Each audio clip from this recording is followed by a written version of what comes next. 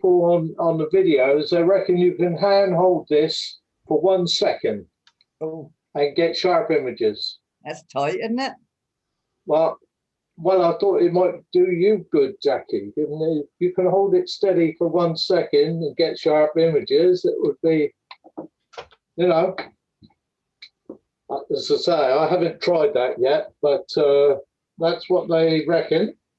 That's with the in-body stabilization, and it should be, this is the first Canon with in-body stabilization, isn't it? And with some Canon lenses on there, I reckon you can get 8 stops, which is pretty good. And go from what? It's good. It's a smaller body than the 5Ds.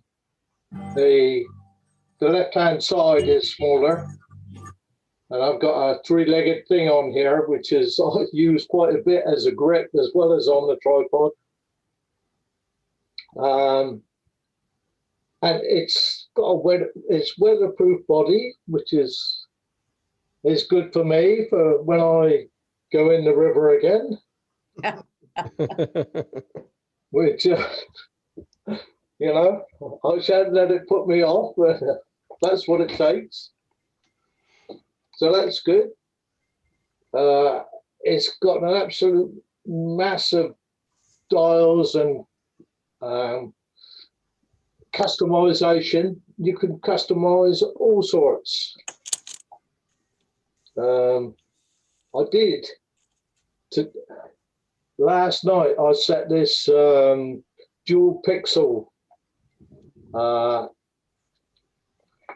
up to, you know, for going out this morning, only to find when we got out there that I couldn't get the high shutter speed, you know, continuous. I spent about 15 minutes tonight sorting out why I could get back to high-speed shutter. Yeah, so if you put it on this dual pixel, then you can't do high-speed photography. No, it didn't look like it. No. I haven't looked into it since we've been home, but I'm guessing we couldn't. The high speed it was giving me was pretty slow. So, Gary, is that the dual pixel autofocus you mean? Yeah. Is that what you're referring to? That yeah. If you've got it set on that, you can't do continuous black. That's right. I had it on electronic shutter, and you know, going for was it 20 frames a second, and right. That's really high, isn't it? It is, yeah. One of the great things with it. Yeah. That's huge. Is that how many it can do then? Is that the maximum it can do? Yeah, 20 frames a second. Is that in RAW, Gary? Yeah, yeah. Like that's amazing, really, isn't it? That's a lot. It is, and it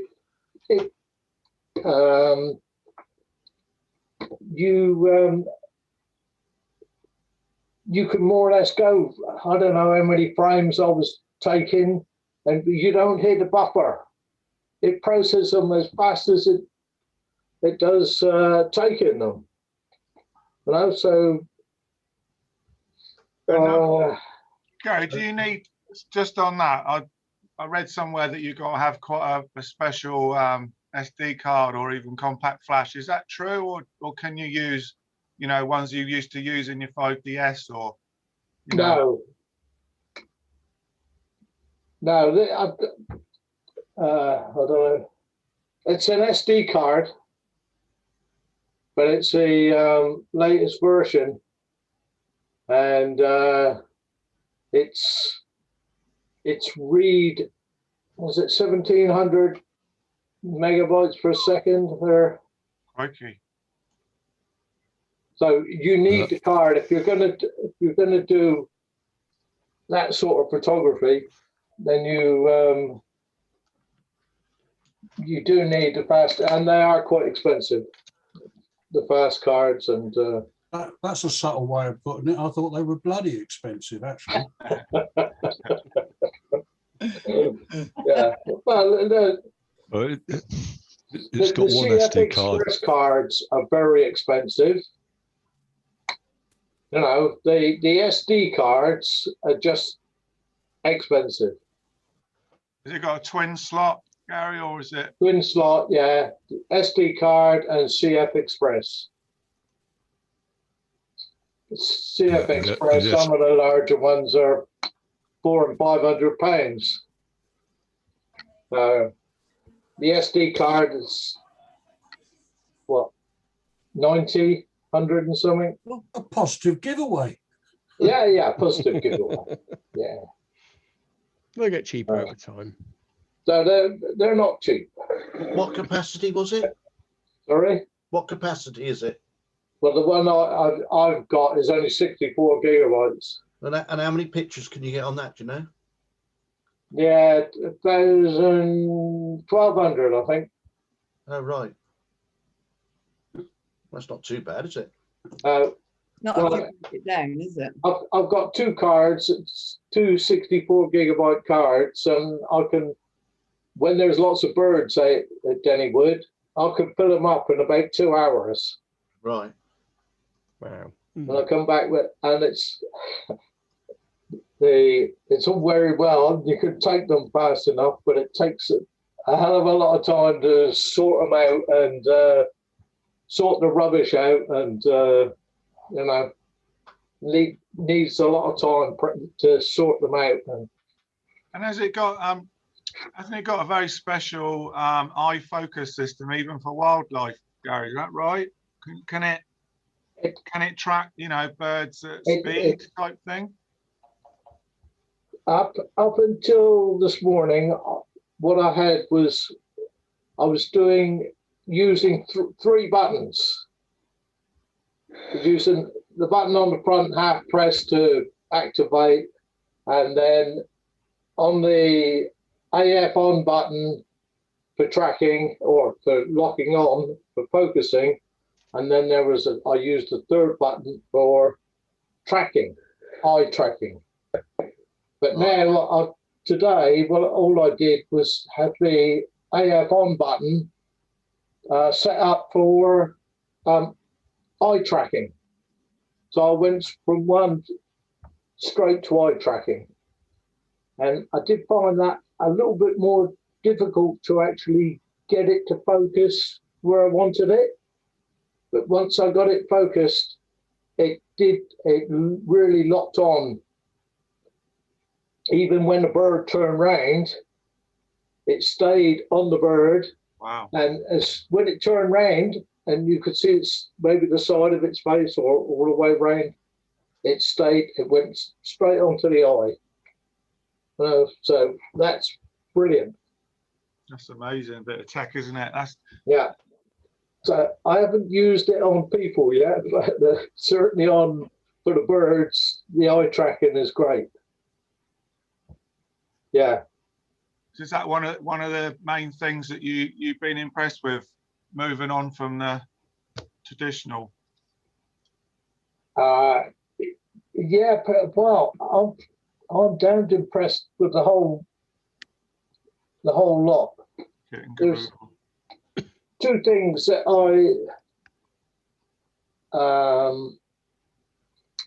I've got the ISO set on the wheel here. And sometimes I actually manage to turn that and change my ISO when I don't mean to. Now, I'm not sure quite why or what I'm doing. I haven't sorted that out yet. And for the money I paid for it, I wish I'd have put a decent bloody strap on it. You know, that's my only gripe. And Right. I'm sure that ISO is me, and you know, so, and I have had it sort of freeze on me once. So I was doing the birds, and then it sort of locked up, and the image stayed, the photograph stayed on the screen through the viewfinder, and then it went about, I don't know, maybe 5 seconds, and then it sort of cut off, and then it did the sensor cleaning before coming on. Like a reboot. So, but you know, but apart from that, absolutely brilliant. Which one have you got? The R5, is it? Yeah. Yeah. Who has that? I did. Oh yeah, it's Yeah. the R5. So, Gary, what about you know, obviously that's gone into mirrorless territory and that. What are the other big advantages of going mirrorless you found so far? The advantages are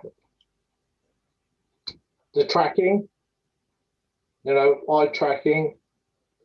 There's 2 settings, human and animal. You track then. The shutter speed, you know, up to 20 frames a second. Yeah. You know, And you can see what you're going to get as well, can't you? yeah. And the IBIS, you know, and customizing it, you can set all sorts. So you can have the controls where you want them, and, you know, What's the practically IBIS? all the buttons and dials, Yeah. you can Stabilisation. change what their function.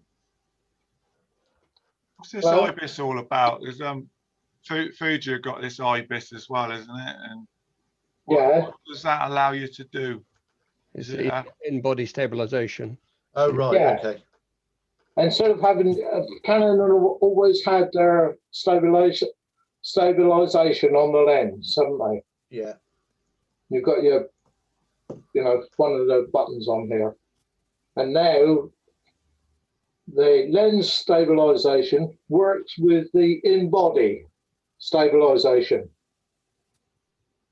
I don't know if you were there. I was saying earlier that some of these professionals reckon you can hand hold it for 1 second, okay. you know, but there are others claiming it's longer. You can hold it longer, but I haven't tried it yet. Depends on the focal length as usual. Sorry, Terry? Depends on the focal length of your lens as usual. Yeah. Much easier to hold a wide angle lens for a long time than a telephoto. But Yeah. How you getting on with batteries in it, Gary? Battery, I do like the screen, and I didn't think, you know, I didn't really want to impress with having a flip-out screen, but I do use it, and I don't use it live very much. Oh, the flips. But- yeah. Okay. You know, certainly not when they're doing the birds and things. You know, Is the battery life- but I've had no problem with battery life. Battery life's pretty good as well. And you can use 'Cause that's, it's backward compatible with the old batteries. that's handy. Apparently you do, if you use the older style batteries, you may not get, you know, your 20 frames a second. But I think there's, I see somewhere that it was, if you do mechanical at, you know, 12 frames a second, if you use the old batteries, it might drop to 7.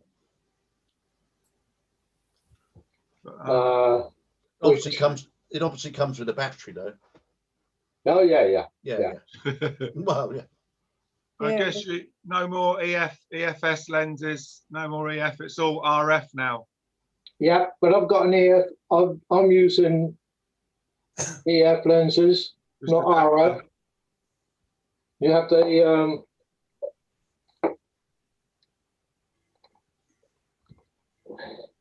you have this little extension piece on it. I don't know if Okay. you can. that piece there, Yeah, yeah. Okay. and that's Well, you have to buy that separate. and the other thing. Did you have to buy that separately? No, it came with the camera. Oh, right. Okay. Yeah. And the other thing is the screen inside. If you switch the camera off, the screen drops down and protects the sensor from getting any dirt on it. That's clever. Oh, right. And I don't suppose you can see it. Yeah, just Hello? about. Yeah. Yeah. Mhm. Yeah. Yeah. That's not the sensor. That's the screen that comes down. If you don't power it off when you're changing lenses, it will stay open. Right. But I'm getting used to turning it off before I change the lenses. That's something Sony need to do. It's worth noting that when you go for something the that the EOS-R did, isn't it? It was introduced with the EOS-R, I think. what was? I got one. I've had one since they came out. Yeah. This business of closing off when you take the lens off. Not with the ESR, no. Oh right, okay. Yeah. But one thing I would add is the fact that if you get the RF lenses, they're hugely smaller and lighter, and the optical quality is astonishing. Yeah. Lot better than the EFS lenses. Oh, I couldn't believe it. I bought, as soon as I decided to go mirrorless 2 years ago, when the RF, or 2 years, whenever it was the RF first came out, apart from two, I quickly sold every EF lens I owned while it was still worth something. Right. Let me just get the 500, the 100, 500, Yeah. and you'll see what I mean by the size. Okay. Got a massive ISO range, isn't it, Gary? It has, 51,000 on. yeah, and I've been using 1250 quite a bit, and it's quite easy to I don't know if you get rid of can the see grey. that. That's the RF 500. Look how it is compared with my hand. Yeah. Yeah. Oh, hang on, I better put my earmuffs on, because if you're going to be rude, I can't hear a word. No, I'd leave them off, Dave. Yeah, okay. That's the one. That's the 100, 500, and that's my hand. Blimey. And that This doesn't is- extend. That doesn't extend out, does it? Yeah. Yeah. Or does it? It's a staggering lens. Trouble is, I can't find the. Here we are. That's it. That's its maximum length at 500, which again is only. It's not that big, is it? Is nothing. No. I can carry from 15 mil to 500 mil in RF lenses in a simple bag. I don't need a suitcase or any of that claptrap. Yeah. I mean, this lens is about the same length as the 7200 f2.8. Right. Yeah. But again, the reason it took me a while to get it is because you need an armed guard if you've got a bag with 3 RF lenses in it. Yeah, it's on my shopping list.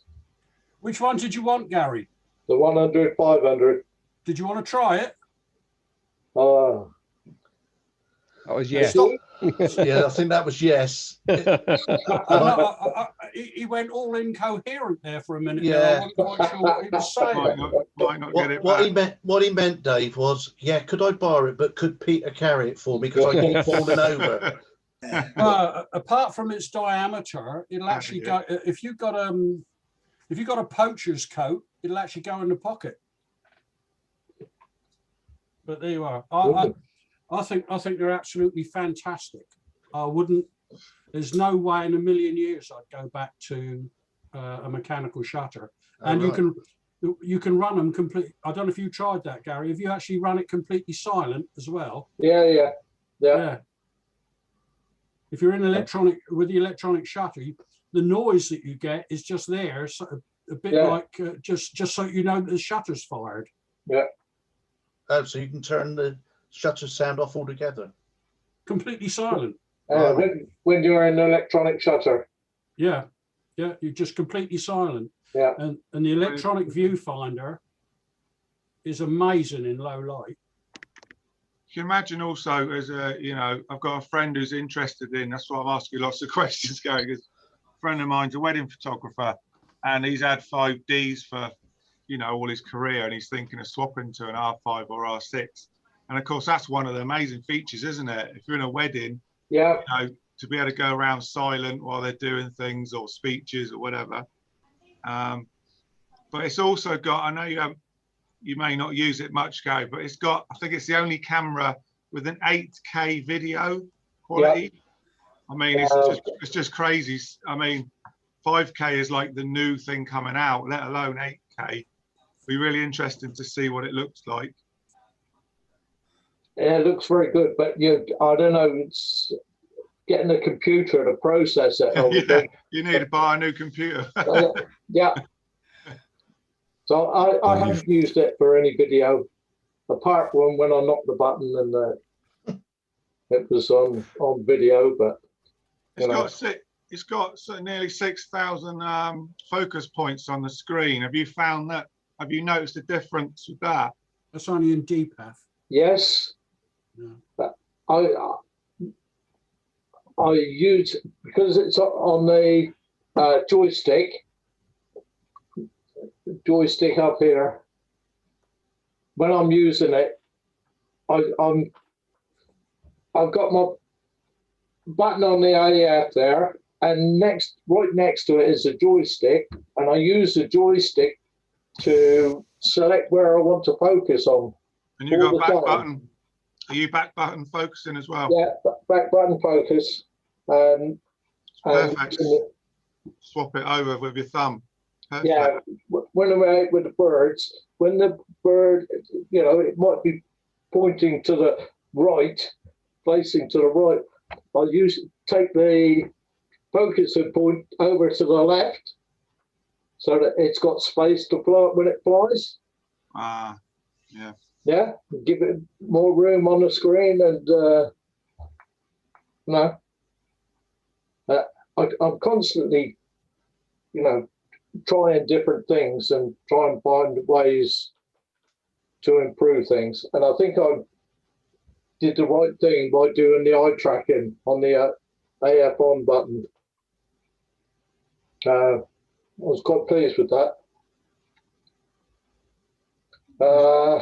45. Get that glass to your mouth. Sorry? Get that glass to your mouth. You're swinging it around. I'm always doing it. When I got a wine glass, I'm always doing this. It's weather sealed. It'll be all right. Yeah, I was going to say, he's just waiting for the right moment to tip it on his camera. Yeah, so I don't know what. Awesome bit of kit. It is, yes. Yeah. Top LCD. Top LCD. That's it's quite easy to see that and make changes. What about the grip and stuff, Gray? Do you prefer it to the 5DS or similar?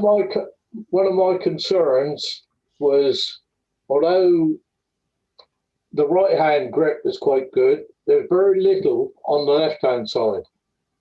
Okay. That's what I said earlier. I've got this three-legged, what do they call them? Bracket. What's the gimbal bracket, isn't it? Yeah. So it's easy enough to change over, and I use this. But even without it, it's quite good.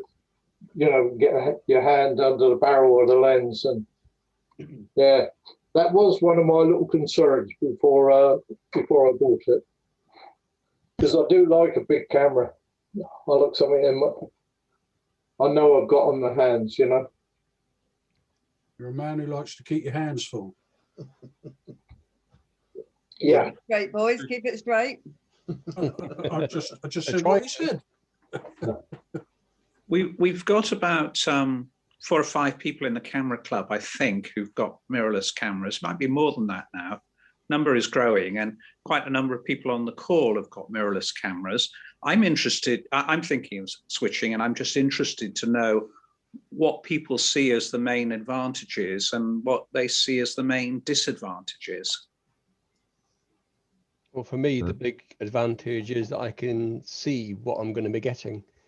So if I change exposure slightly in that, I can see it all. Yeah, you can if you exposure compensate, you can see. If you adjust your aperture, you can see your depth of field. Yeah. Not within reason, and you can start things like to indicate where your depth of field, the focus. You can put things that would show you. I normally say blue. It'll show this is the area that's going to be in focus. Yeah, that's more of a depth of field scale, isn't it? That's telling you. No, it highlights. Or can you actually see the depth of field?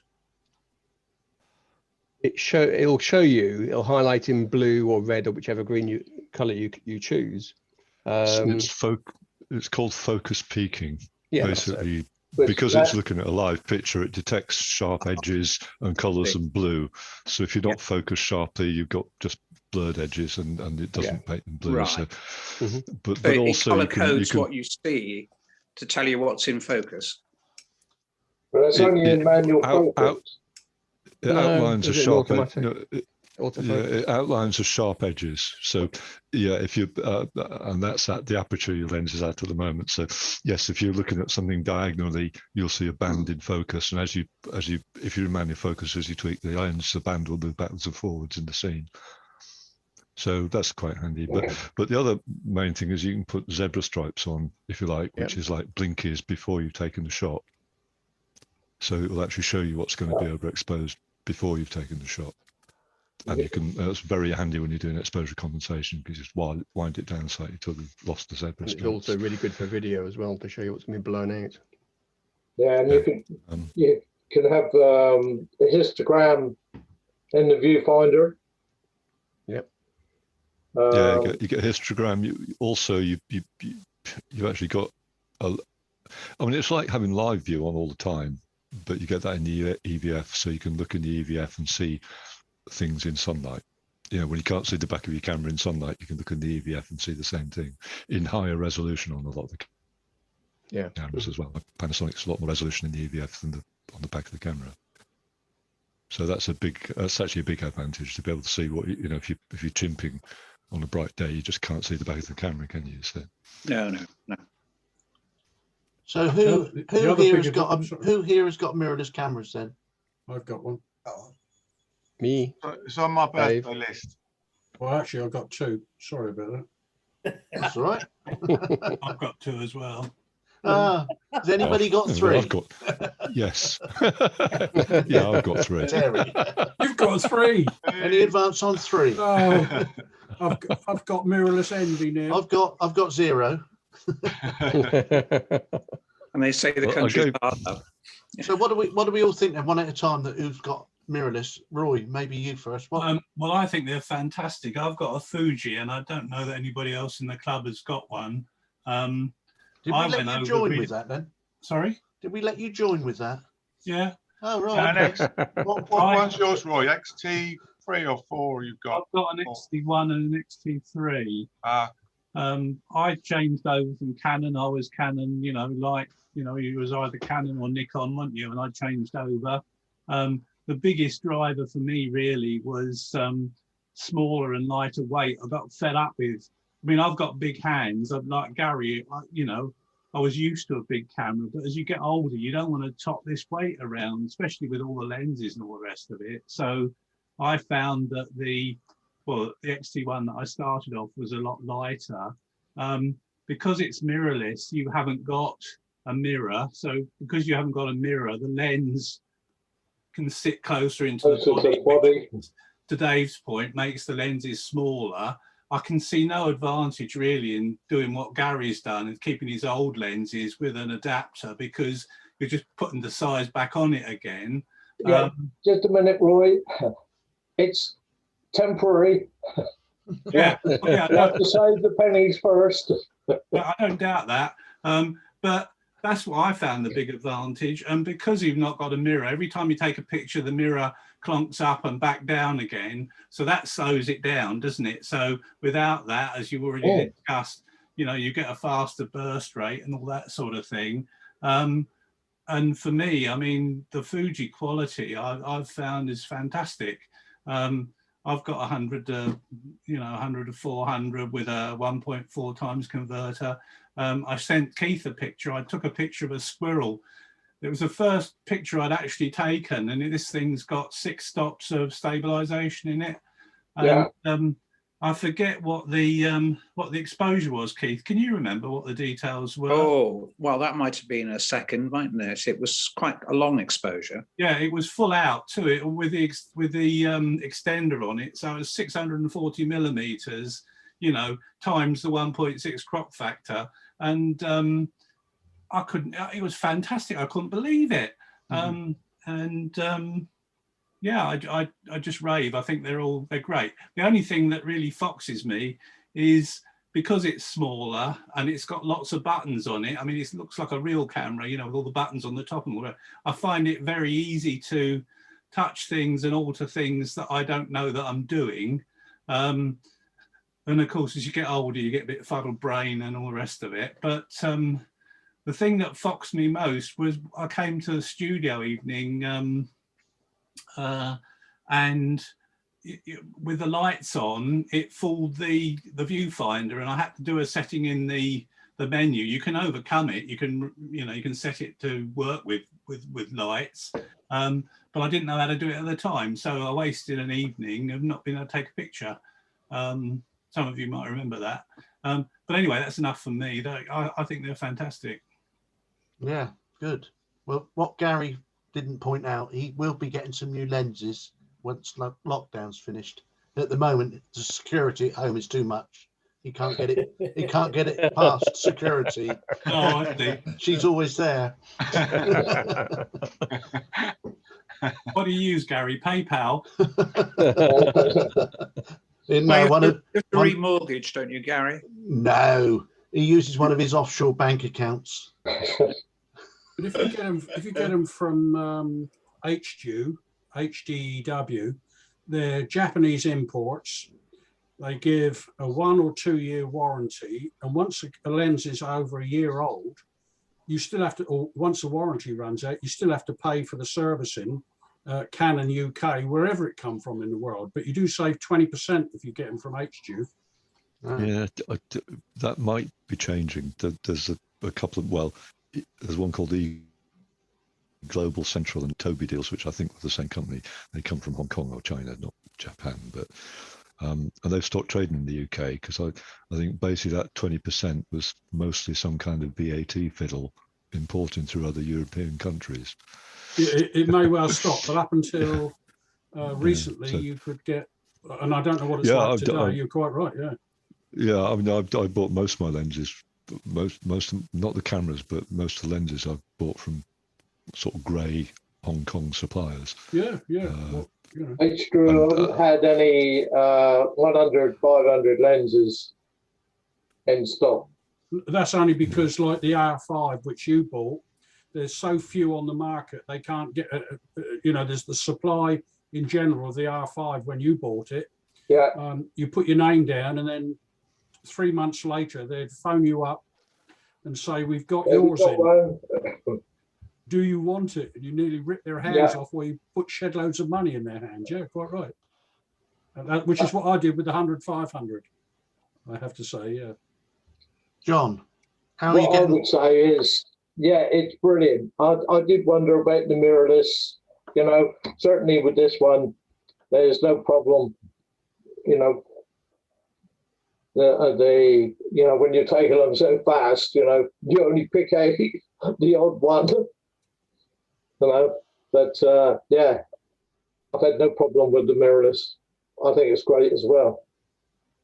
Did you say you got a mirrorless, John? Yeah, how'd you find it? Well, I haven't used it an awful lot.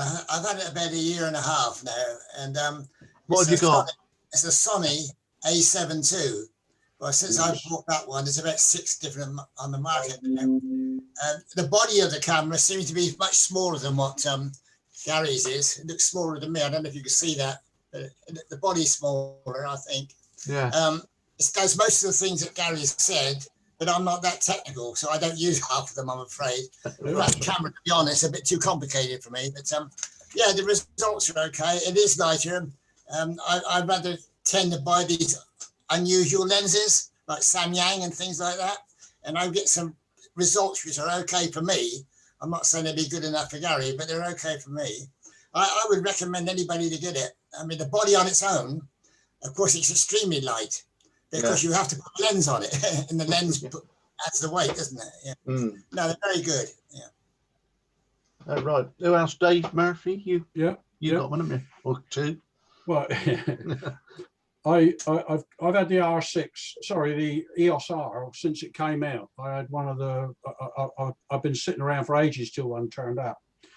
But apart from the other benefits that everybody's already mentioned, one of the ones that I really love, which other people have mentioned, is the electronic viewfinder, which you can set it up so it's like an optical one, so it goes dark when the light goes down, or you can have it always permanently bright, depending on what you want. If you set it up like on the EOS R, I don't know about any others. If you set it up so it's effectively replicating an optical one, then you do get the depth of field shown. But when it's too dark, you can't see the depth of field whether you've got optical or otherwise. So I tend to use it on that. The other thing is that I found, having bought the EOS R lenses, or the R lenses that I wanted, because that was my main objective, was as I get older is bulk and weight. So I've got from wide angle to 500 mil, and the 3 lenses together are small enough and light enough that I can carry those around without too much trouble. But the other thing that I got, because as I can't remember who pointed it out, because the body is so much shorter, the proper lenses that match your body, whether it's Fuji, Canon, or anything else, are always much shorter. Yeah. Yeah. And I've got for walk around, I also bought their 100, or no, what is it? It's 18 to 200, and 18 to 200 optical zoom on a full frame camera. It's an amazing lens. It's actually better than the EF I had on a 6D, which was only the one I had before was only 1820. So the lenses are just so far superior, and they're so much smaller. But I didn't mention, this has got an involumeter built in, and so also a depth of field and focus depth, so that you can set it to take stream of photographs, and it changes the depth of field for focus stacking. Focus stacking, yeah. So you can get a whole stack of them. But it stacks it within the camera, Gary, right? Yeah. Rather than, you don't even have to edit that. Does it? That's exactly what you do. You just take you set it up. You take a first exposure at the beginning of the thing you want to do, the second exposure at the end of the thing you want to do, and then the in-process camera, sorry, the in-process processor, in-camera processor, and I haven't been drinking wine. The in-camera processor then works out how many exposures to put between the two at the aperture that you've got, and then just takes them automatically when you press the shutter. Well, it sounds slightly different to what I've got, but... Oh, it depends which one you've got, I guess, yeah. Yours is different, obviously, yeah. Well, yours is more advanced than mine by a long way. Yeah. So then it puts them all together, does it? Yeah, that's kind of not specifically mirrorless versus mirrored, though. It's just modern fancy cameras. Yeah, true enough, true enough. So Terry, you've got a few, have you? Mirrorless? Oh, the first, 3 years ago, I bought a Panasonic G80, which is the first proper digital camera I ever had. Yeah. And then I upgraded to a G9, and then there was such a good deal on G9s last Black Friday, I bought a second G9 because I like them so much. One for each hand. I know what you mean. Well, you don't have to swap lenses, and like I say, it was crazy. It was. I'm trying to think. It was 900 quid for the camera, a battery, grip, a spare battery, a 1.8 25mm lens, and a low pro camera bag, and a 128 gig SD card. Wow. For 900 quid. Yeah. I mean, when the camera was more than 900 quid usually anyway, so it's crazy good deal. I couldn't resist. Anyway, yeah, but I mean, mirrorless, the battery life's going to be worse, but batteries are cheap and it takes 2 seconds to swap a new one in. I tend like having a battery grip, and you can actually change a battery or set it up so it uses the one in the grip first and then switches seamlessly to the one in the camera. And you can actually stick a new one in the grip without even turning the thing off, and it'll start using that one again. So battery life really isn't much of an issue.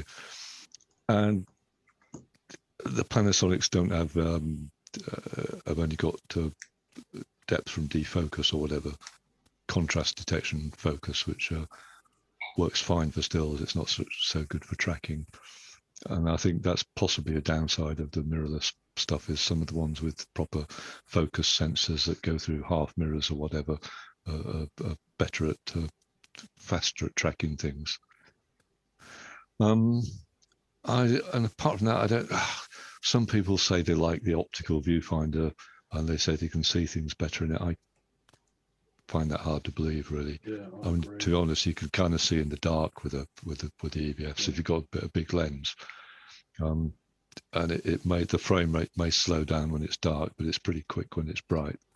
People say, they can't track things because you've got a 60 frames per second in the viewfinder. It's not as good as seeing it through glass, in real time. But it must be looking at some really fast things, if you ask me.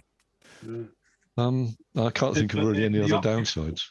But then, Terry, the optical one, it's you're not seeing when the mirror goes up anyway, are you? So you're not seeing continuously through an optical viewfinder. Not if you're taking a burst. Oh yeah, and the Panasonic will do 60 frames a second, but that's not at full res. It'll do 20. Actually, I'm not sure if it does do full res RAWs at 60 frames per second, but it's only got a buffer. It's only got about 60 RAW frames worth of buffer, so you can only take a second of that. But again, is that something that's mirrorless versus mirrored? I don't know. It has this mode where it's actually continuously recording at 60 frames a second. And when you press the shutter button, it will keep the previous 30 frames and the next 30 frames. So you've actually recorded like half a second before you press the button, which is great for capturing birds when they land or take off. Stuff like that. And it does focus stacking inside, and it does a bracketing that Gary said. I mean, but they're all just modern fancy camera things, it'll do focus bracketing and exposure bracketing, and what's the other one? Yeah, but in actual fact, being able to record aperture depth of field bracketing, basically. Yeah, so. But being able to record 30 frames beforehand, once you press the shutter, that would be impossible with a conventional camera, because your mirror would be flapping up and down like a. I've got to watch what I say. Yeah, well, it doesn't. At that speed, it isn't really refocusing between frames anyway. So no, that's also true. Yeah. Gary, when you've taken a few shots, and you've got home and you've put them on a computer, are you seeing a noticeable difference? Because yours is 45 meg, your new one, isn't it? Yeah. And your old 5DS is now, it's a cracking camera as well, 50 megapixel beast as well. Yeah, that's 52. Are you noticing? Are you seeing, a RAW file on the screen in Photoshop and going, wow, I can see that, let's face it, that's worth $4,000, that's worth $1,000. So, is it? I don't think the 5D was $1,000. The 5DS are about $1,000 now, Dave. That's what I mean. Oh, yeah, okay. So. Yeah.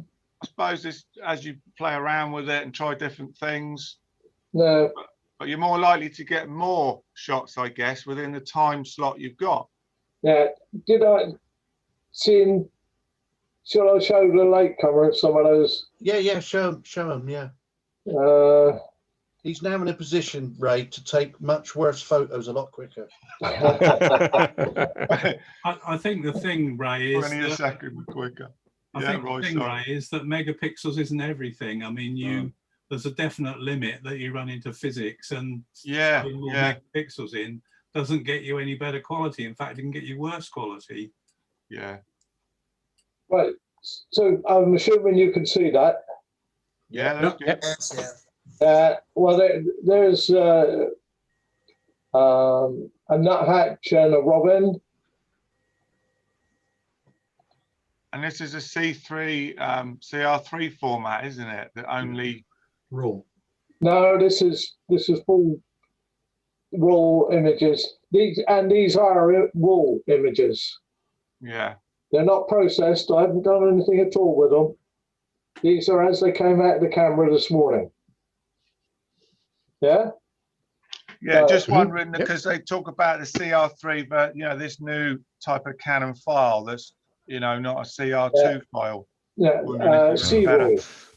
Canon C-roll you're talking about, but these are not C-roll, these are raw. Right. So that's, and then there's the next one. There's a robin flying away. He's coming back. Can you blow it up a bit, Gary? Yeah, which one? Any of them. Zoom up that one with the just coming in. What you in bridge? Yeah. Oh, I've never seen any. I've never used bridge. It was in bridge. Well, it. Okay, I'll just go straight to. Press the space bar and it will come up full size, won't it? Will it? Oh, should do. I was thinking about it. That's better.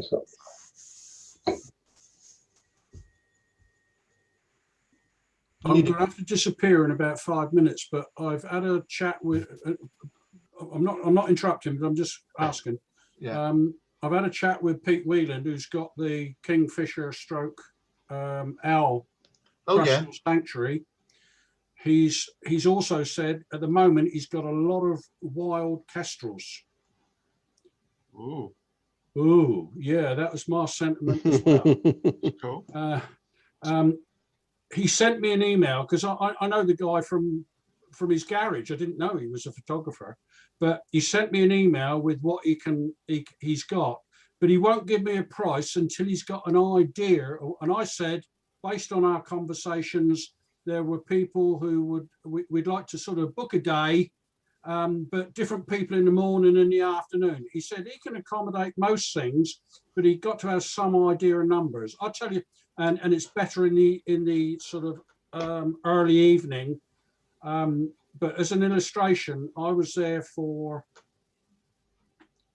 2 hours, maybe probably 3 hours, and it cost me £100. Right. So that's just giving you an idea of the price. If there's more of us, I'm sure it'll be cheaper. If I send the email, I don't have everybody's email, but if I forward it, can someone forward it to everybody and then come back to me? Yeah, send it to say, me, Dave. I'm interested at this price or whatever. Would that work? Yeah. Send it over to me, Dave, and I'll distribute it round. Yeah, and he's included some links to his website and stuff like that, so that people who've never been there or never seen his work can get an idea. Oh, right, great. But please zoom in on that bird in the air, will you? I want to see how sharp that is. That's an amazing picture. Hello? Gary, you trying to get that large? Sorry? Are you trying to enlarge that? Trying to enlarge it? Yeah. Well, you've got it in. Can't you get it? Film strip. You've got it in film strip. Can't you get it up on the screen on its own? I keep clicking with my cursor, but it's not working. Yeah, I'm not sure what you mean. I want to see you zoomed right in on that bird that's in the air. All right. I'm sure if you're in bridge, you press spacebar, it comes up full screen. I was going to say it makes a change to see a robin getting beaten up instead of the robin doing the beating up. Yeah. I think it's the robin that's doing the beating up, isn't it? Well, the robin had a go, but he flew off, didn't he? Yeah. The nuthatch saw him off. Can't you just double click on it and bring Photoshop up with the image in Photoshop? Yeah, this is 300%. Yeah, we're not seeing it. We've got the We're wrong not. window. Wait a minute. We're not seeing it. Are you? Where's it come? That's because you've only shared bridge. Oh, right. You need to stop share and share your screen. So what do you want me to do? Stop sharing? Stop sharing and then share again. Yeah. But you need to share your screen. There'll be one of the screens will be called screen. That's your actual computer. And then that'll allow you to show us any of your programs. Yeah, and anything embarrassing you got on the desktop as well. Yeah. Yeah, you'd be all right. Maybe. Right. So Yeah, too much red wine. I've got the file where the birds are. And I've got photos. You'll have to just describe it. You'll have to describe it to us, Gary. No. We need to see it. We want to see it. All right. You're back into bridge again. What happens if you do view on bridge? Does it give you a zoom function? So can you see that or not? Yeah, we can see it, but only in bridge with his 3 pictures on the. Just a film strip size. Yeah. So this is loads.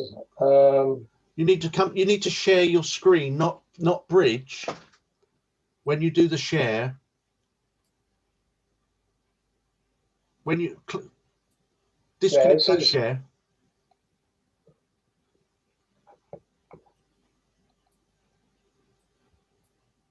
You have to stop share. You have to stop sharing. Stop sharing. Stop share. And then, right now, go. When you say share, pick screen. Yeah. Yeah. Now go share, and it'll bring up a box with all the different screens in. So share, is that up the top? No, at the bottom. I've got screen share. Share screen. Share screen. Click that. Then it opens up a box with all the different screens. There should be one called screen. First one usually. Probably normally the first one, top left. No. Well, I don't know. What have you got on your screen, Gary? What have you got bridge on your screen? I've still got my film strip. Oh, yeah. So now try showing us that one of those from the film strip now. So try double click. Yeah, we can see. We can see it. No, we've got his desktop. Yeah. Now we got it. Yeah, now we got it. We've got his. Oh, look at yeah, that. we had his taskbar at the bottom, didn't we? Yeah. Wow. Hey, look at that. Wow. Incredible. Look at that. Yeah. That's awesome. That is just amazing. In flight, crikey. Very nice. And there's so little noise there as well, isn't there? Even less now, isn't there? That's amazing. And that was 1250 ISO, and you still get that. Amazing. So ISO was 1250. 7.1 2,000ths of a second. 1/2000th of a second. Gary, how far away were you? Where were we? Well, at 400 mil was, what do you think, 15, 18 feet? Yeah, about that. Blimey. Yeah, marvellous. As I said, this is a raw image. I haven't touched it. That's straight out of the camera. Where's the other one? I know you wouldn't do it normally, but just put on a bit of auto white balance.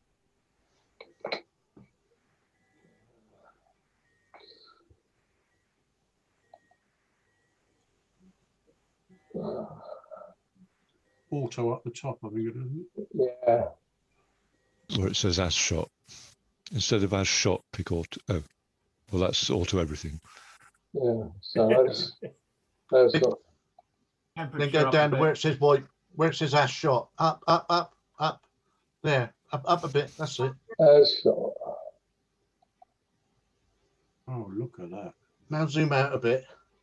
That's better. In fact, the other bird is sharper because of the depth of field, I guess. Look at Yeah. that. Yeah. I think it was the robin that had the eye tracking. Let's go back to, yeah, where's the robin? I mean, that's an amazing picture. Gary, was that handheld again? No, it was on a tripod, on a gimbal. Yeah, it was a 2000, so it wouldn't have made any difference. Well, unless you're flailing around with a camera. Yeah. So that's that one. Yeah. Unshare it. Stop share, and I'll share mine. Let's see if we can see the difference. But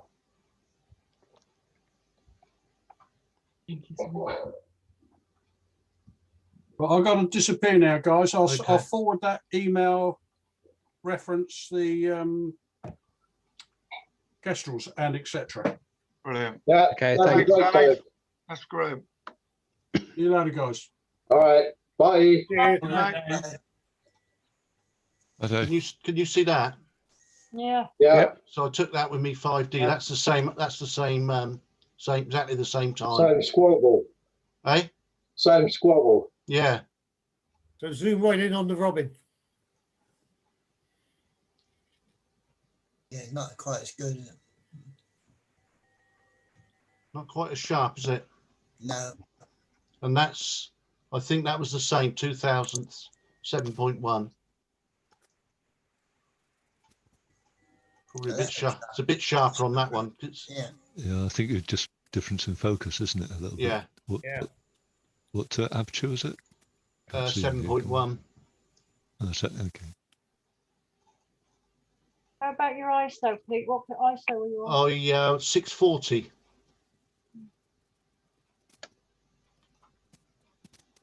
Still a good picture. Yeah, I haven't done anything to that yet. It was just literally, we were looking at them earlier on. Just comparing them. Right, okay. Is that everything? Anybody else got any questions on the mirrorless for Gary or any of the others? Can I just ask if Keith has heard what he wants to hear?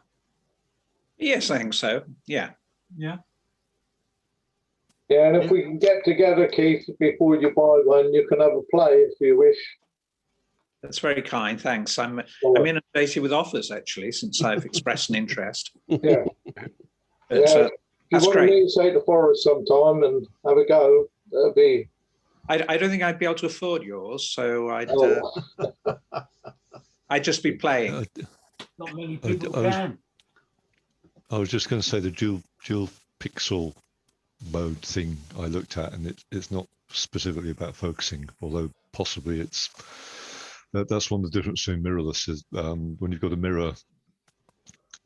Is it a partial mirror and there's a focusing sort of screen that some of the light goes through, a focusing mechanism, which you don't have in a mirrorless camera. You can only do the focusing from the actual sensor. So they have strips of pixels that have some kind of phase detect mechanism in some of the pixels on the sensor.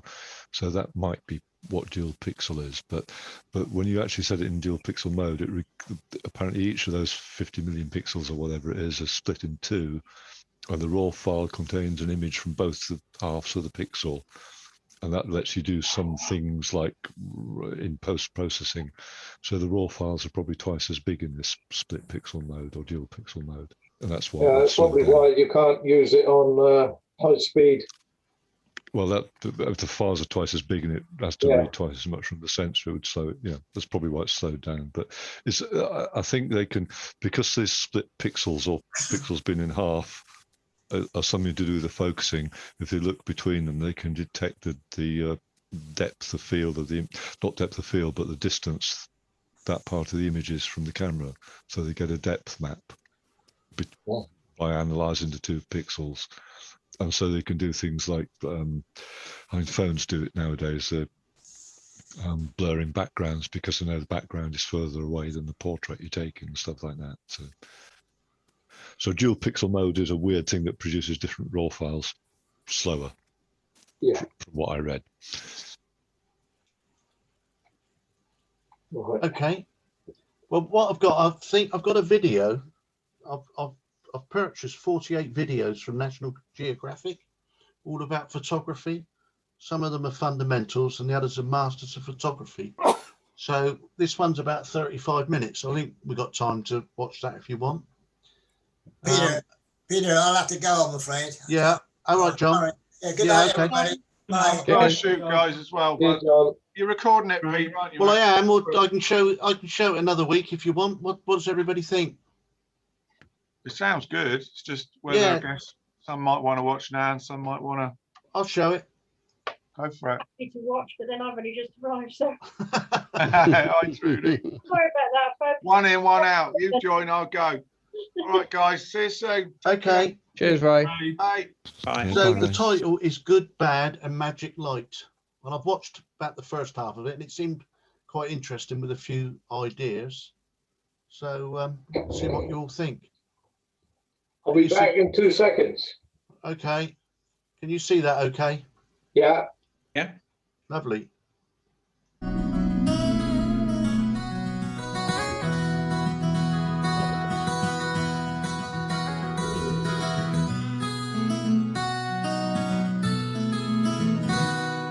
Hello, I'm Michael Melford. I've been working with National Geographic for about 30 years, photographing mostly landscapes celebrating the beauty of our planet. And in all those years of working out there, I kind of have become an expert in light, natural light. And I've come down to the point where I can share with you very specifically 4 different kinds of light that I look for. And it's very simple. My gear is very simple. My cameras are simple. My light is simple. And I'm here to teach you so that you too can make wonderful photographs. Every great photograph really comprises of 3 elements: subject or content, you have to have that, good composition, and light. And light is really, my expertise, I guess, that and patience, because you have to be patient to wait for the light. So I'm going to start with these 4 kinds of light with this first slide here. I call this diffuse light. It's those rainy days, those overcast days when you want to roll over and stay in bed an extra hour. Actually, you can do that on these days because you're going to have this beautiful, soft, diffuse light all day long. Now, I don't generally include the sky on days like this because it's usually gray unless it's very special. This day in Alaska was special because I was on this lake and there was not a breath of air. But when I go into the forest, I have to have diffuse light. I have to have rainy days. This is in New Zealand. It's a rainforest. We're not going to want to see it on a sunny day. In fact, if we do see it on a sunny day, it's not going to look very good. Our eyes can see the difference on sunny days into shadow areas or bright areas, but the cameras cannot. They couldn't with film, and they can't with digital. And here's an example. This is out in the rainforest of Washington State in the San Juan Islands. It's not a great photograph, but it's kind of a diffuse day. I'm really happy. An array of light came and shined just on this tree in the foreground. I was very excited because I saw this band of light coming and it shined right there. And I thought it was going to be great. And when I looked at it later on the computer screen, it was like, well, that's not very good. It's overexposed. So let me change the exposure. And it's still not happening for me. I'd rather see it on a diffuse light day. In fact, to find this illustration, I actually went into my archives and I looked through the 19 stories that I've done in the last 12 years, looking to find an image in the forest where the sun is out. And you know what? I don't have one. That was it, because I will not shoot in the forest if the sun's out. I'll go off and do something else. So let me take you through a series of images that I've shot on a diffuse light, soft light, overcast day. And so here's one. This is in Acadia National Park. Actually had seen this. The leaves were all green when I first saw this, and I kept coming back until they were nice and yellow and got this shot. Again, I couldn't get this on a sunny day. And then just early in the morning, you know, if you go out in the dark or in the evening, just before it gets dark, the sky turns this deep blue and you get this really intense blue color and everywhere. And so I like to shoot on the edge of darkness, I'll say, the edge of light, the edge of darkness, quite often. This was in Acadia National Park. I was just driving along in the car and this caught my eye, this flash of red caught my eye, and I pulled over and I worked this. Again, I wouldn't be able to get this shot on a sunny day. The leaves would have been very bright and the background, which is pretty subtle here, wouldn't even show. Now, I often will work with the camera on a tripod, especially on diffuse days, late in the day. I like to work on a tripod, and if it's windy, I like to slow down the shutter speed, okay? And so what I did here, the wind was howling. This is in Glacier National Park, and I wanted to capture the leaves moving, but I wanted the trunks of the trees standing still. So this is the beauty of digital photography. We get to see our results right away. We couldn't do that before with film. So I can shoot at different shutter speeds. The camera's on a tripod. I can dial in 1/8 of a second, 1/4 of a second, 1 second, depending on how much the wind is blowing.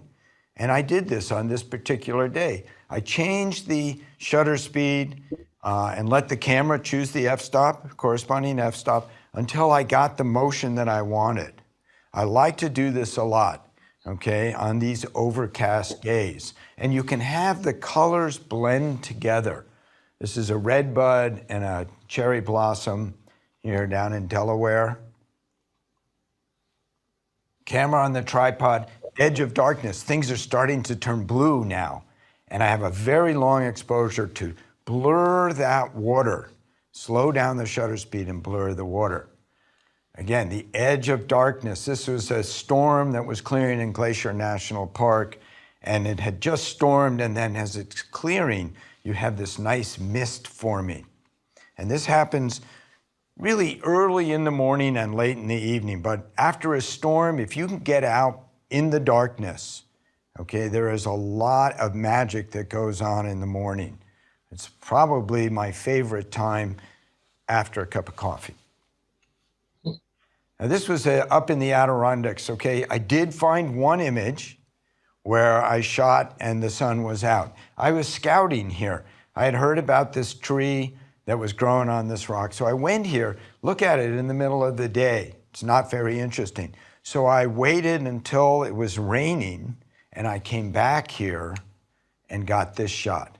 Okay, and I love shooting in the rain because it will then darken the trunks of the trees, darken the rocks. And in this particular case, I had a little fog going on in the background. Another thing that you want to look for on diffuse days, if you're in Alaska, if you're in the Arctic, if you're in Antarctica, anywhere where there's glaciers, you don't want sunny days. You want these beautiful overcast days because the blue really comes out of the glaciers on these days. It's another example up in Alaska. You couldn't take this picture on a sunny day. So when you go to Alaska, and I think everyone needs to go to Alaska and go on the Inside Passage, you know, just pray for those, you know, when it's raining, don't say, oh, it's a terrible day today, it's raining. Don't go, oh, this is great, I can work all day long.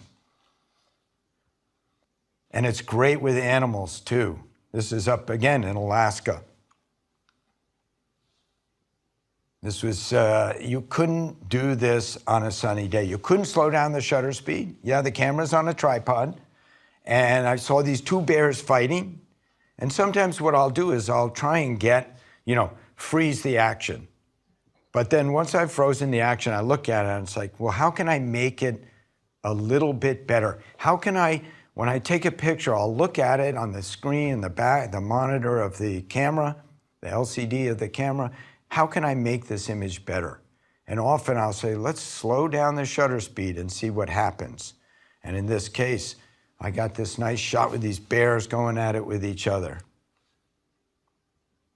Again, the polar bear in the Arctic, white on white and blue, overcast. Thank goodness it was overcast this day. And sometimes what I'll do is I'll put the camera on the tripod and I'll slow it down, but the animal will be standing still, but I'll have motion in the water. Animals, Africa, just beautiful soft light. You see I've used a very narrow depth of field. I don't need a lot of light here, and I've blown the background out of focus. It also works great with people.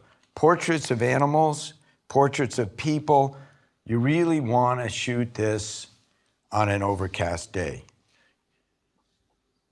I mean, look at the contrast that could exist here if the sun was out. There's no way I could get detail in his face if the sun was shining on him and I was exposing for the wall. And it's a nice play of color too on those overcast days. You can really see the color, you know, the blue and the yellow and the pink in there. Speaking of color, again, on the edge of darkness, it's almost dark here. You can see the yellow lights, the incandescent lights. This is in Santorini in Greece. And so everything is in Greece there in Santorini is white and blue to begin with. But by shooting on the edge of darkness just before it gets dark, I know I'm going to get that blue look. Again, I don't include the sky unless the sky is very special, okay? There's a storm approaching here, and so, you know, why not include the sky and expose correctly for it? Also, if I'm shooting foliage, if I'm shooting flowers, better yet, on a rainy day. Now you can bring one of those little misters and you can mist the flowers. Generally, not generally, I never do. As a National Geographic, you know, I'm a purist, the magazine's a purist. We don't manipulate our images. There's nothing false about them. I'm a stickler to that. So it was raining, but on a sunny day, if I want to shoot a flower on a sunny day, I actually stand in front of the sun and create my own shadow and create my own diffuse light. There's a couple more examples here. Blueberries, it had just rained here as well, and I can come in really close and not have to worry about contrast. Bluebells, again in Delaware, it had been frosty that morning, and I'm lying on the ground and just really enjoying the beauty that's in front of me. Again, the color, I'm always looking at the color as well. These are complementary colors, the blue and the green. The blue and the green, they complement each other, as opposed to contrasting colors, which are green and red.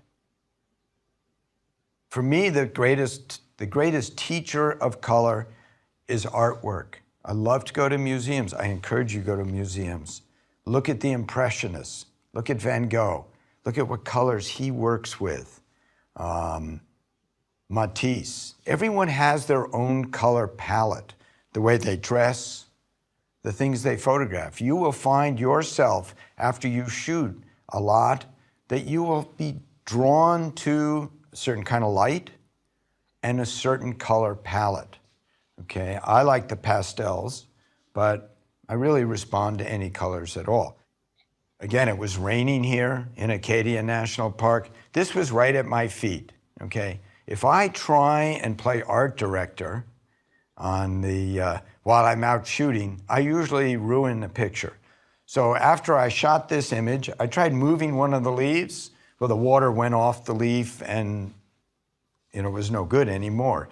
But at least I got this one shot.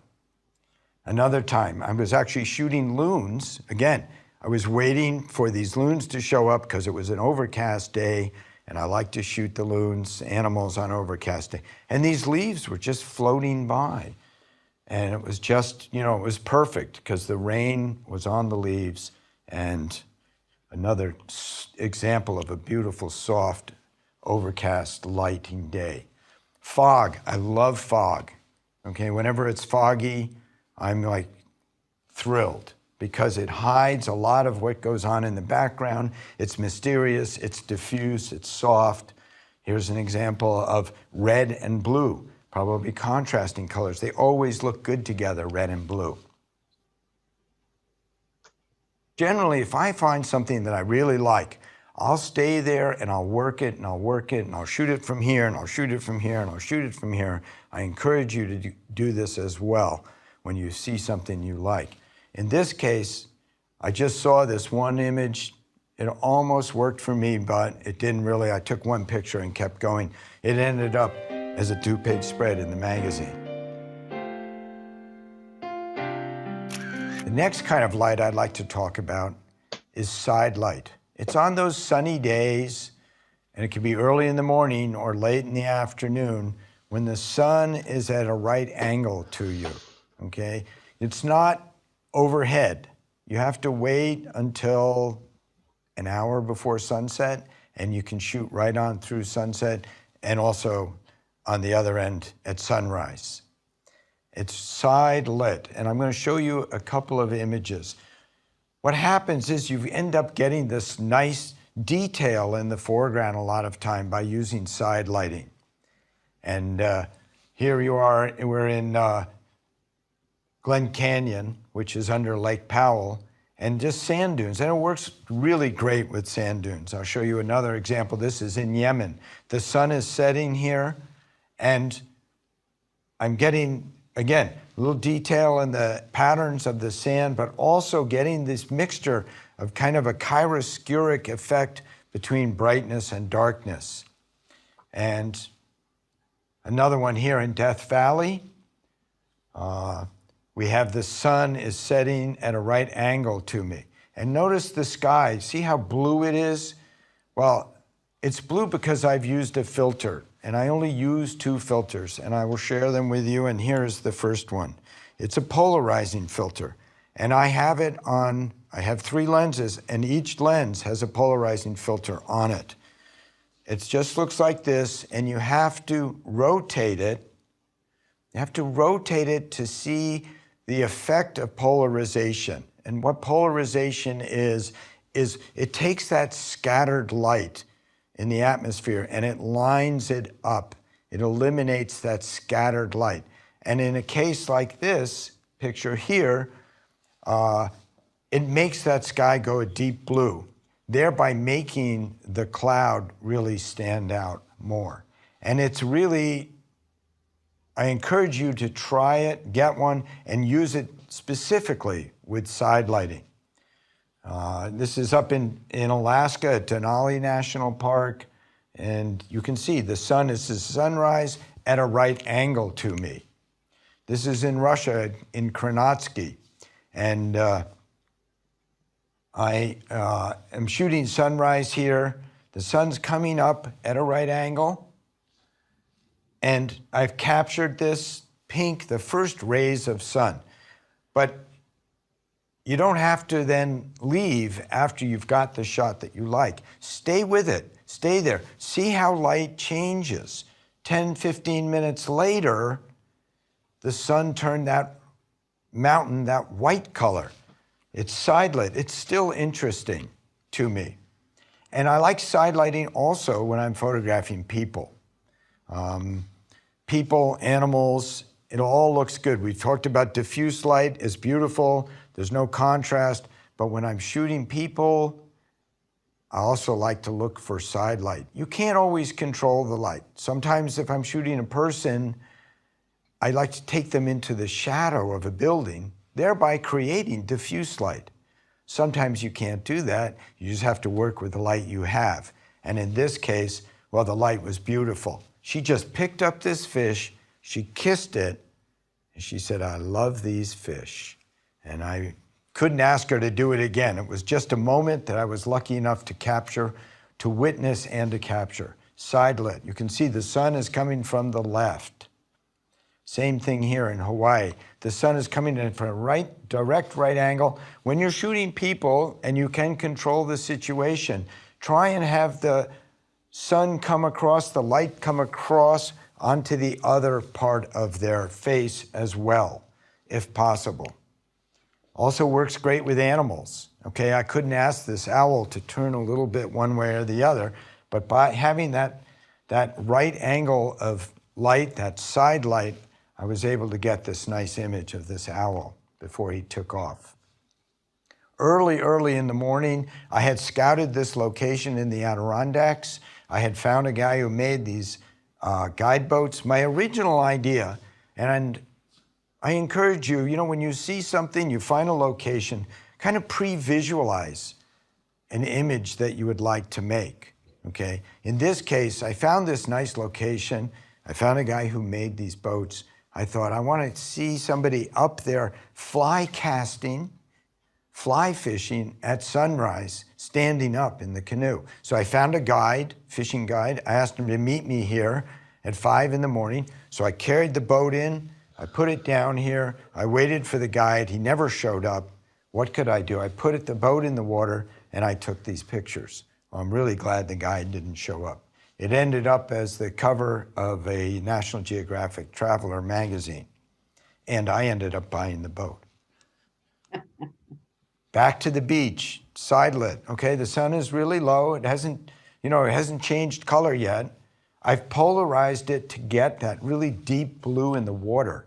The polarizing filter works great on water as well. So if you don't already own one, buy one or get polarizing sunglasses. I have polarizing sunglasses, and by rotating my head, I can see the effect of polarization. A lot of people think that I have a sore neck because I walk down the street like this, but actually the polarizing sunglasses help a lot to pre-visualize the effect of it. Same thing here. See how deep blue that sky is? That's totally the polarizing filter. And the side lit, again, back in Glen Canyon, in Lake Powell. The Crooked River in Oregon, end of daylight. Okay, we get the deep blue in the water, cameras on a tripod, slowed down the shutter speed, polarizing the sky, and having that beautiful side lit last rays of the sun. And in Russia, in Kranatsky, just that beautiful side lit lenticular clouds. Lenticular clouds is something that happens with really high wind and mountains. So we don't see it hardly ever on the East Coast, but when you go to the West Coast or anywhere where there are mountains in the world and high winds, you get these lenticular clouds. And last rays of the sun, you can see the sun is not even on the land anymore. It's just lighting the clouds. So I encourage you, after the sun has set, stay there, because when the sun goes off the land, it still has clouds to light up above. The third kind of light I look for is backlight. I love backlight. It's probably tied with diffuse light for my favorite kind of lighting. It's magical in its own way, but it's a little tricky to work with because backlight, we're looking into the sun. We're looking at the source of light, either with the sun up in the sky, directly into it, or after it's set. And let me show you a couple of examples here. Okay, this is now before the sun has even risen. Okay, and I've got the whole scene here, and a lot of times what happens before sunrise, after the sun sets, like I said earlier, it lights up the clouds. So when you're shooting a sunset and the sun hits that horizon line, you'll notice that everyone packs up their cameras and leaves. That is the time when the lighting usually starts to get good. In this example, it happens to be sunrise, but it's before the sun came up. By the time the sun came up, the picture was over. Okay, I'm looking into the sun here.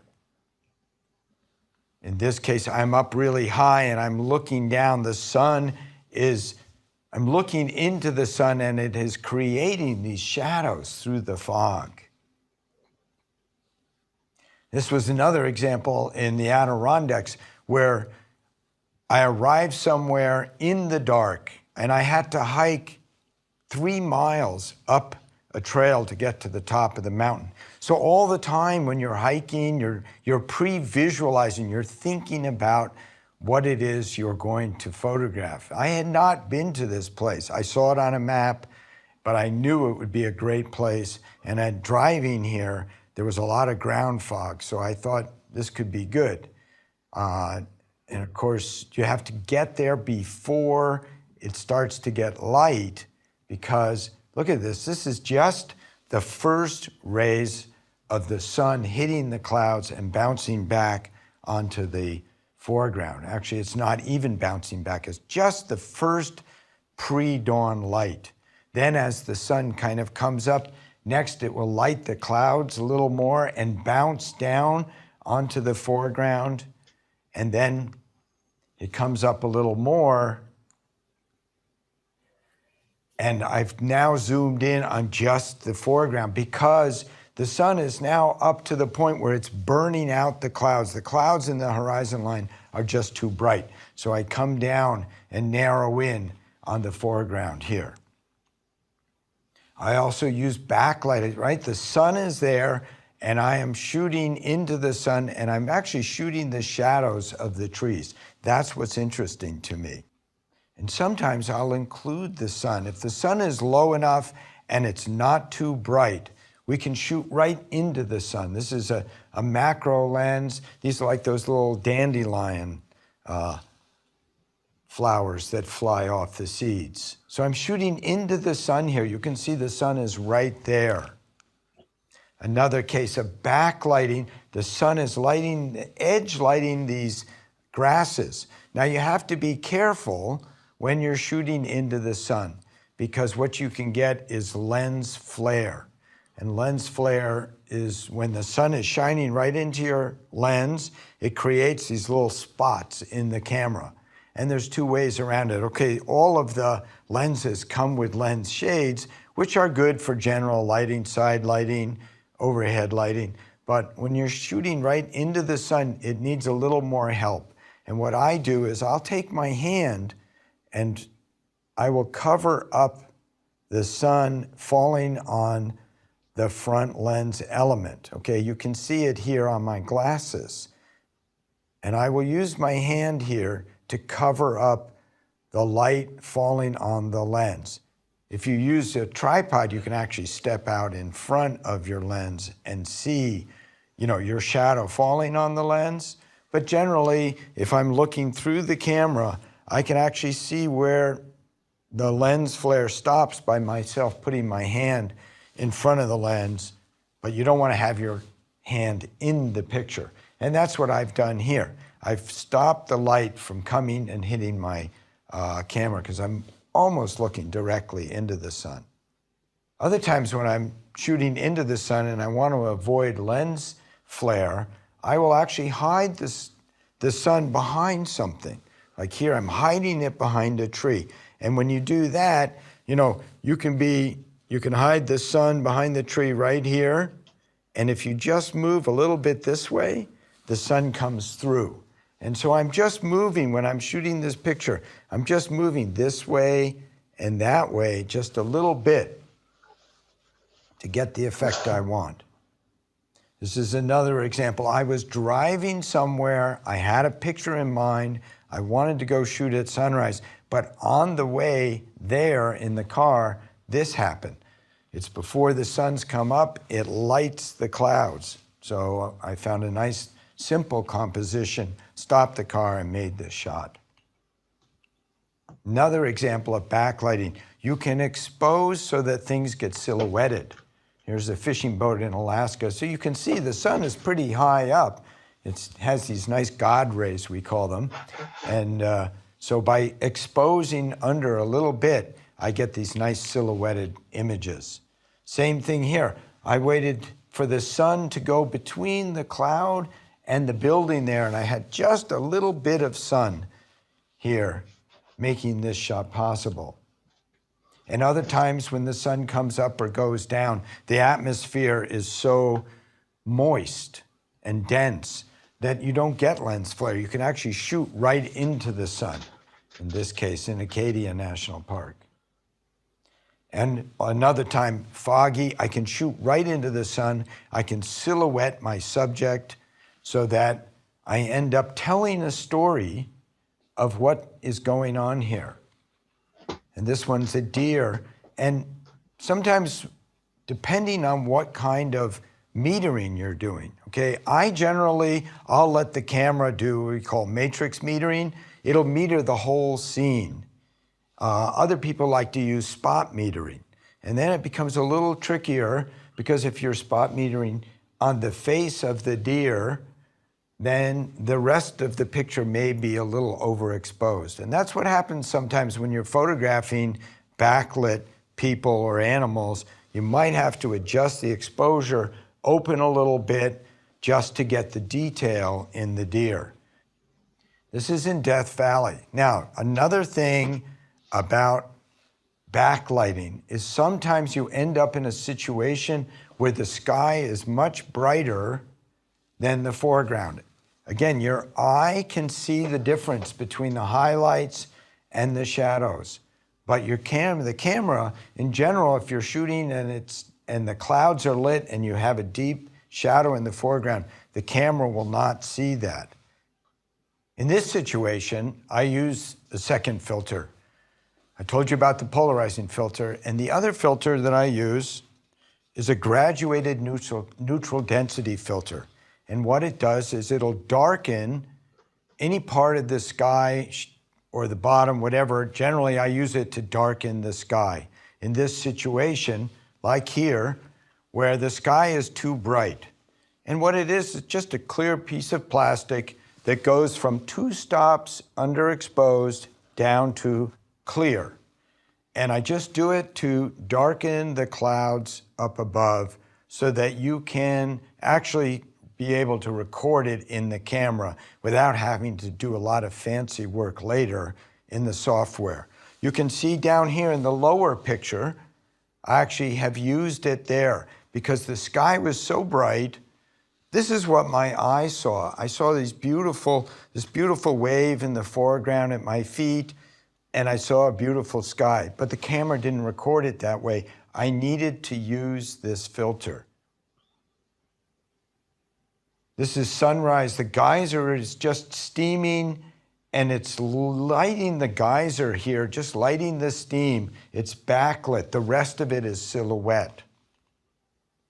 And this is in Jackson, Wyoming, a Snake River, the Snake River overlook, and the sun has set. Again, don't go home when the sun sets. Don't go home just because, it's a little cloudy, because I got one ray of sun and I got this shot. I came back in the morning and shot it. Now look, the sun is over my shoulder. I think if it wasn't for the fog in the foreground, this wouldn't be an interesting picture at all. I prefer the backlit picture.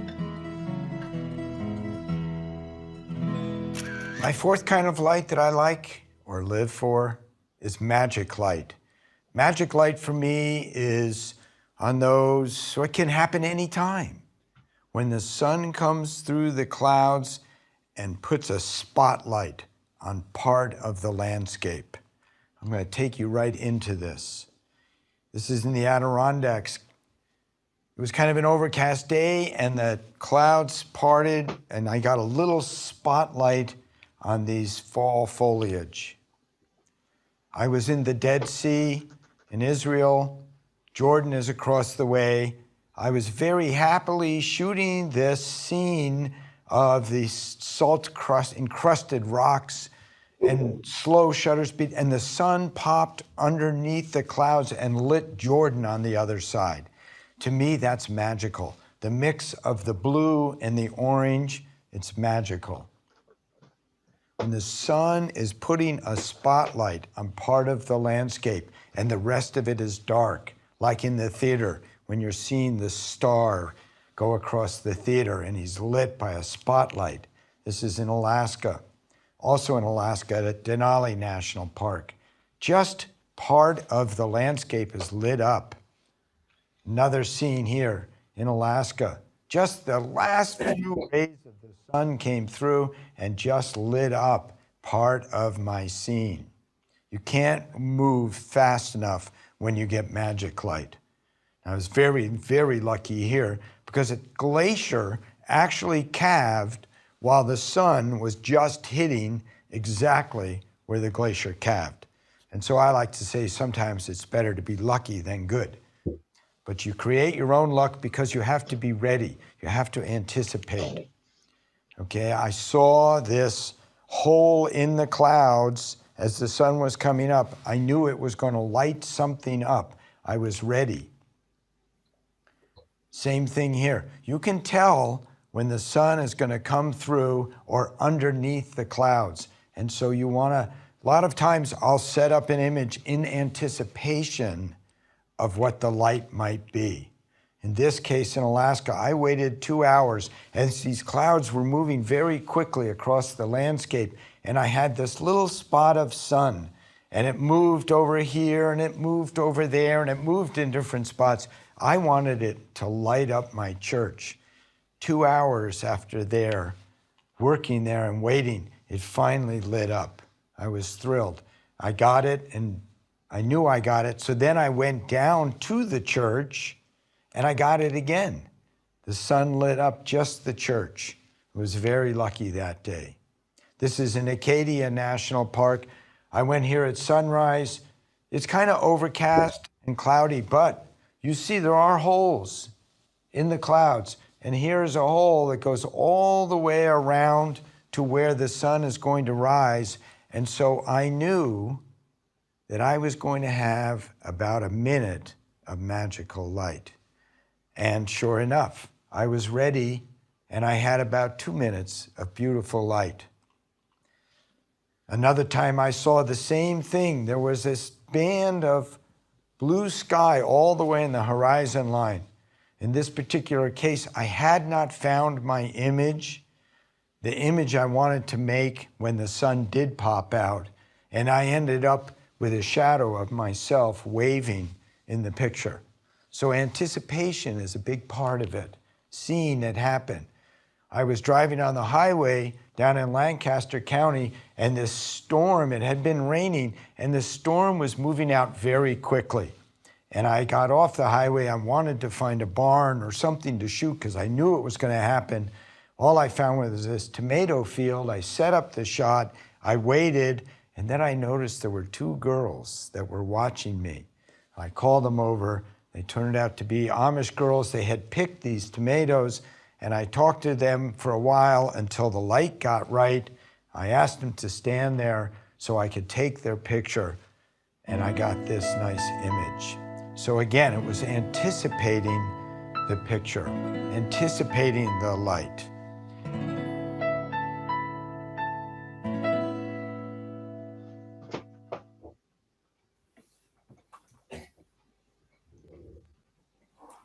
It was good, Peter.